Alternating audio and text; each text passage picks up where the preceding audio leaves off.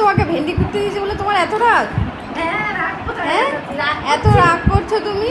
হ্যাঁ, কত রাগ করছে দেখো। তো নমস্কার বন্ধুরা, মাছের সাথে আমি ইয়ার্কি মারছিলাম, কিন্তু যতই ইয়ার্কি মানে ওকে রাগাচ্ছিলাম একটু, কিন্তু ও রাগে না চট করে, খুব ভালো। আর আমি এদিকে আমার পুচকি কোচিং থেকে চলে এসেছিলো পড়ে টড়ে, সানডে ছিল, সকালেও পড়া ছিল, তাই পড়ে চলে এসেছিলো, ওর খুব খিদে পেয়েছিল, তাই আমি ওর জন্যে গরম গরম লুচি বানিয়ে দিলাম। আর লুচির সাথে ছিল পটল চিংড়ি, আর পটল চিংড়ি ও কিন্তু একদমই ভালোবাসে না, ও বললো শুধু আলু দিয়ে খাবে। তো তালের বড়া বানিয়েছিলাম আগের দিন, ওকে 4টে তালের বড়া দিলাম, তো ও আমাকে আবার 2টো তুলে দিল। তো যাই হোক, দুজনে ভাগ করেই খেলাম আমরা। আমি নিয়েছিলাম 2টো লুচি, হ্যাঁ। আর ও খেতে খেতে আমাকে বলল, মা পটল চিংড়িটা কিন্তু আমি খাই না, তবে বেশ ভালো হয়েছিল।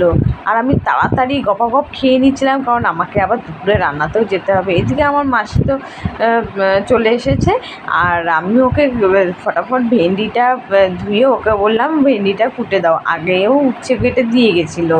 হ্যাঁ, আরও বাড়িতে কাজ করে, তো আমাকে কিছু কাজ করে দিয়েও চলে গেছিলো, যাতে আমার রান্নার দেরি না হয়। তো ওর সাথে আমি আর কি মারছিলাম যে তোমাকে উচ্ছে কাটতে দিয়েছি, ভেন্ডি কাটতে দিয়েছি বলে তুমি আমার উপর রাগ করছো। আর সানডে, হ্যাঁ, তো আমি বললাম এই রসুনগুলোও কিন্তু ছাড়িয়ে দিতে হবে। তো ও বললো কোথায় আমি রাগ করেছি, আমি তো রাগ করিনি। তো ওর সাথে আমি প্রায় এরকম হাসি মজা করি। দেখো হাসছিল, আর হাসতে হাসতে বললাম তুমি এত মুখ বেজার করছো, দাঁড়াও তোমাকে আমি এক্ষুনি সুন্দরী করে দেবো। তো যাই হোক, দেখো ওকে আমি একটু এফেক্ট দিয়ে সুন্দরী করে দেখাচ্ছিলাম, তো খুব হাসছিল।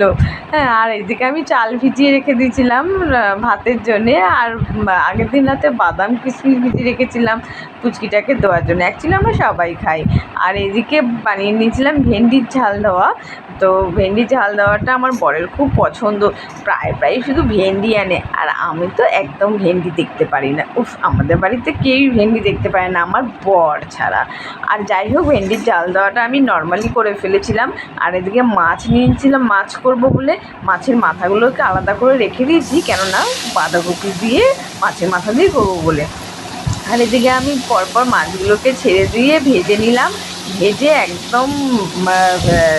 একদম পাতলা ঝোল করে নিয়েছি, জানো তো, টমেটো, কাঁচা লঙ্কা আর আলু দিয়ে, কালো জিরে ফোড়ন দিয়ে। আমার এইটা কিন্তু খুব ভালো লাগে, পাতলা মাছের ঝোল, আর তাতে কোনো ডাইজেশনেরও অসুবিধা হয় না। আর আমি দেখো আজকে সব কটা রান্না সেরে নিয়েছিলাম, আর মাছের ঝোলটা করেছিলাম, মাছের ঝোলে যেন ঝাঁপিয়ে পড়া যায় এমন ঝোল রেখেছিলাম, আরও একটু ঝোল রাখলে ভালো হতো।